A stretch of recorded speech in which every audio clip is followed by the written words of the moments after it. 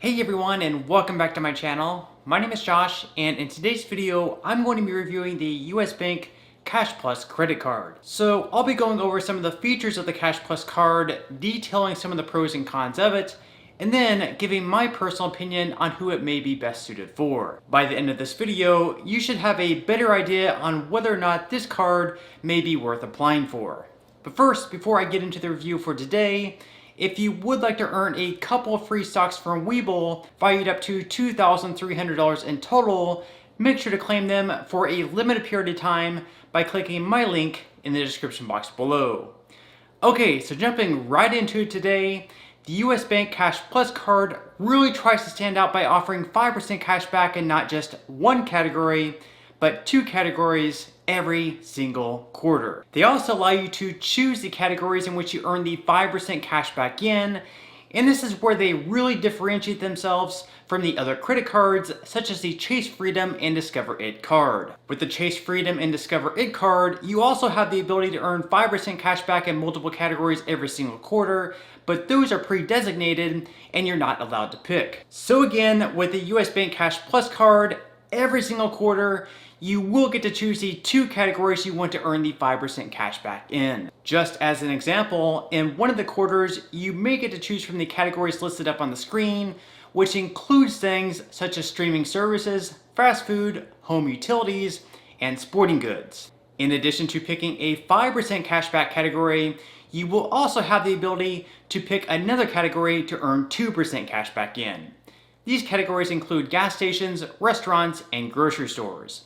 While you can only earn 5% cash back on the first $2,000 in combined purchases from that category, you will be able to earn an unlimited 2% cash back from this category.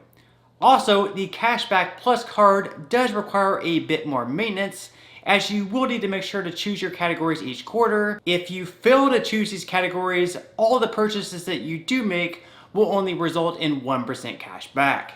And of course, all purchases not in the categories that you do choose will also net you only 1% cash back as well.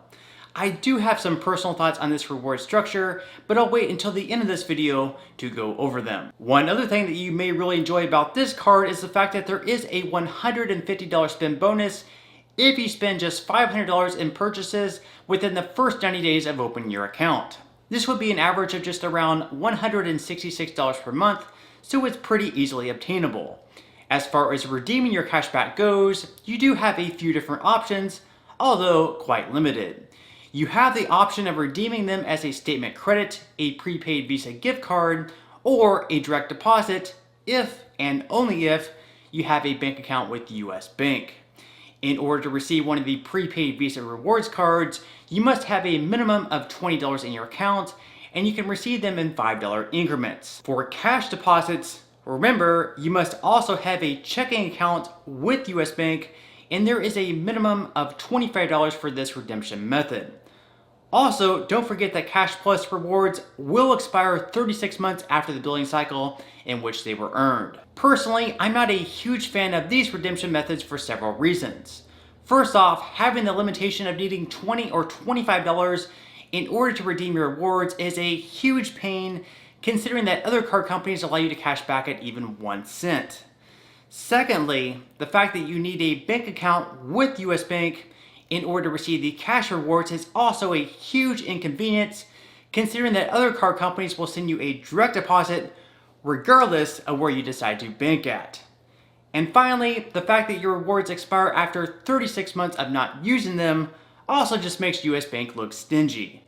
None of the other big card companies do this, and even though 36 months is a long period of time, it just seems unnecessary. Now, this card has no annual fee, so at the very least, every reward that you do earn will be a net profit, and you won't have to worry about whether or not the card's benefits are worth paying an annual fee for. However, there are some other fees that you will want to look out for with this card, which are also common with other credit cards, such as balance transfer fees, late fees, and also foreign transaction fees. If you are still interested in making a balance transfer, if you currently have a larger balance with another credit card where you are paying a higher interest, you will be able to enjoy a 0% intra APR on balance transfers for the first 12 billing cycles. After that, on the balance transfer, you will receive a variable APR anywhere between 13.99 and 23.99%. Of course, the intro 0% APR does only apply on balance transfers and not on purchases, so just make sure not to be mistaken on that.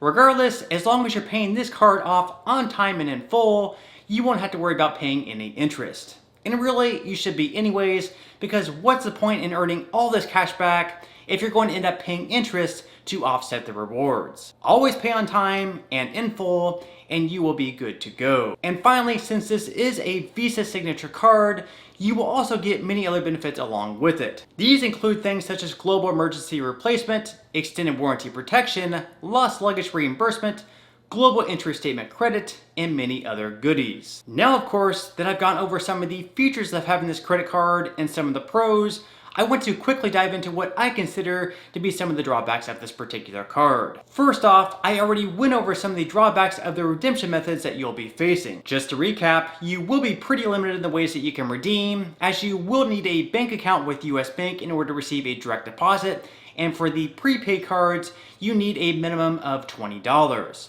You can always just redeem your rewards for a statement credit though, which in the end is pretty much the same as cash anyways. Also, in my opinion at least, it seems pretty cheap on US Bank's part to make it so your rewards expire after 36 months if you don't use them. Again, 36 months is a pretty long period of time, but it just seems unnecessary. Another drawback I see of this card is that the reward structure is fairly complicated for the average user. For instance, most people won't want to go in every 3 months and pick their 2 and 5% categories, and if they don't, they will only be earning 1% in cash back on everything. Now, if you don't mind logging in every 3 months to pick your categories, that's great, and this card may be worthwhile for you. And finally, the last thing that I can really nitpick about this card is the fact that there is a foreign transaction fee, which you all probably know by now, I really don't like. I just feel that if these card companies really want to compete with each other, there's no point in having a foreign transaction fee there. So if you do decide to apply for this card, this is one that you will want to leave back at home if you decide to travel abroad, as there is a 3% foreign transaction fee. Instead, you may want to consider bringing a card by Capital One, such as the Quicksilver card, as they don't have any foreign transaction fees with their credit card. So just to sum things up here, if you don't mind logging in every 3 months to pick your 2 and 5% cashback categories, this card is probably worth it for you. Being that you can earn a pretty easy $150 spend bonus, plus 5% cashback in 2 categories you may not currently be getting it in, all in all, it's a pretty good card.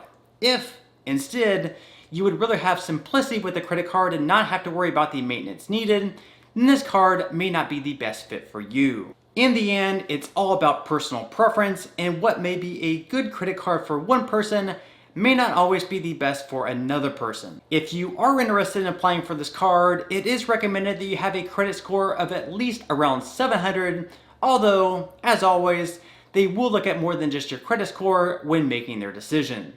So on that note, I am going to go ahead and wrap up this video, but before I go, again, if you would like to receive a couple free stocks from Webull, make sure to grab them by clicking my link in the description box below.